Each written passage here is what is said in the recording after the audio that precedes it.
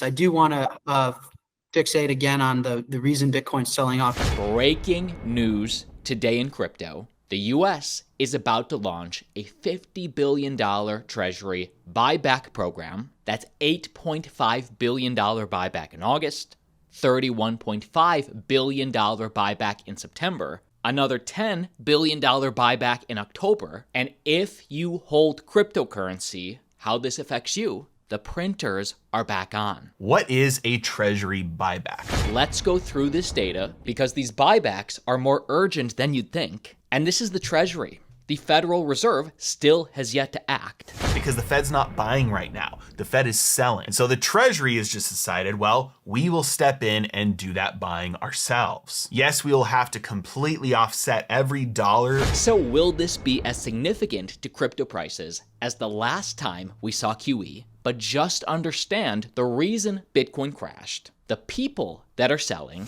If you look at what was going on a week ago or 2 weeks ago, we were at peak euphoria. Bitcoin was at 70,000. Today it's down in the low 50,000s. Nothing has changed. You continue to see Bitcoin be the strongest computer network in the world. It still has hundreds of millions of people who hold this. It's still, if not the best, debasement hedges available to us in finance. And so I think that this is a classic signal where you get this fear and panic that spreads throughout financial markets. People run to their accounts and they sell. But ultimately, looking at the fundamentals, nothing has changed. So the fundamentals haven't changed. But again, then who's selling? Because despite this crypto crash, BlackRock, MicroStrategy, Fidelity, Grayscale all sold exactly 0 Bitcoin. In fact, they're buying. Accumulation has not stopped. So the sellers must be who? When you go and you look at many of these sellers, they're usually people who are looking for short-term profits. All of a sudden, the price goes against them, sometimes with margin, and so they begin to sell. Now, what's really interesting is that still more than 50% of all Bitcoin is held by people that have long-term kind of strong hands. They haven't sold or moved their Bitcoin in over a year. And so half of all of the circulating supply is illiquid, and that tends to support Bitcoin from going down even further. So yes, a 25+% drawdown is big, but we used to see 30 and 40% drawdowns. And so actually these drawdowns have become more muted than they were in past cycles. So getting these short-term speculators out of the market, transferring their Bitcoin into the hands of the long-term holders, that's par for the course. 3 steps forward, 2 steps back, 3 steps forward, 2 steps back. And the mainstream media won't share this with you. I will. That's why you subscribe to Altcoin Daily. New. Morgan Stanley's 15,000 advisors to start pitching Bitcoin ETFs from tomorrow. This is one of the major wirehouses with over $6.3 trillion in assets under management, finally allowed to pitch Bitcoin to their clientele. The wirehouses, which dominate our customers, so Morgan Stanley, all the advisors at these wirehouses, Morgan Stanley, UBS, Merrill Lynch at B of A, Wells Fargo, not one of them has approved Bitcoin on its platform. That hasn't even happened yet. And those are our primary clients. When that happens, wait until you see. Explosion. And Michael Saylor on CNBC today, comparing a U.S. Bitcoin strategic reserve, meaning the U.S. buying Bitcoin, which Senator Loomis has proposed legislation, compares a decision like this equivalent to the likes of the Louisiana Purchase. You think a strategic reserve for Bitcoin is a good idea? Well, Thomas Jefferson purchased the Louisiana Territory for $15 million in 1803 and nearly double the size of the United States.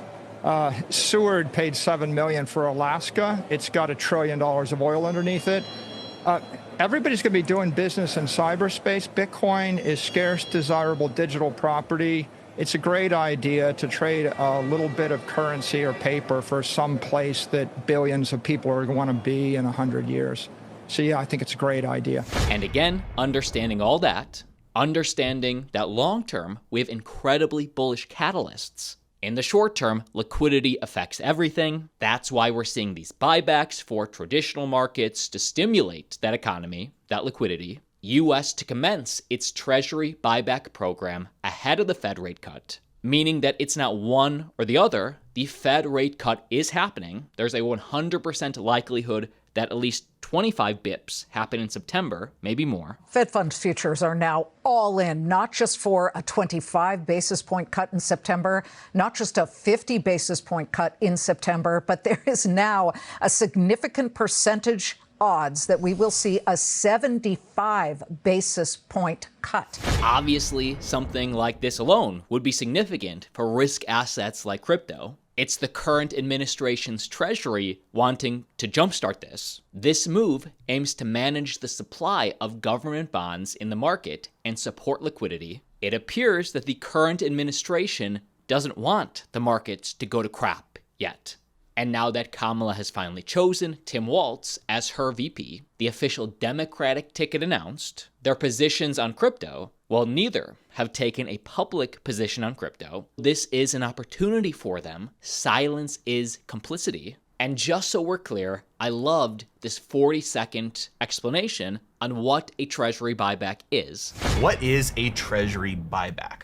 If you want to put it very, very simply, it's paying off your debt early. So you as an individual, let's say you have a car loan that matures or you'll pay it off in 4 years from now. You could pay it all off today, pay that debt off early. And essentially what you're doing is the same thing as what the Treasury does when they conduct a Treasury buyback. They have debt that they're going to have to pay back in full, let's say in 2 years or 5 years or 10 years or 30 years. And instead of waiting that full time in order to pay that debt back, they decide to just pay it all back now. And by the way, you may remember a few months ago, they started some buybacks on very, very much smaller terms. They have over the last couple of months been performing very, very small scale buybacks just to test out the system. But more importantly, in 2000 through 2002, the US Treasury engaged in a massive buyback program. So really what this all tells me, number one, this is not as significant as the money printing we saw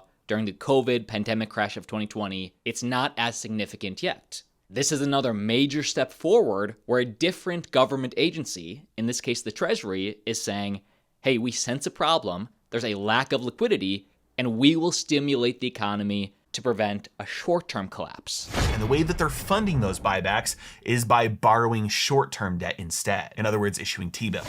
This is good for Bitcoin. My Bitcoin investor's thesis summed up in one meme. It's pretty obvious. And while nobody knows what markets will do a month from now, let alone a day from now, I think this wick from this last major dip for Bitcoin, to me, pretty bullish. It shows we got bought up very fast. Now keep in mind, even when we saw that huge correction back in 2020, we saw a huge collapse in price to the downside, a wick get bought up very fast, but still, even in the days to come, it was chop solidation as the market had to regain confidence. I would expect a similar chop solidation in the days and weeks to follow. And next month, when the Fed cuts and the on-ramps are even more obvious, be ready, stay subscribed, and like always,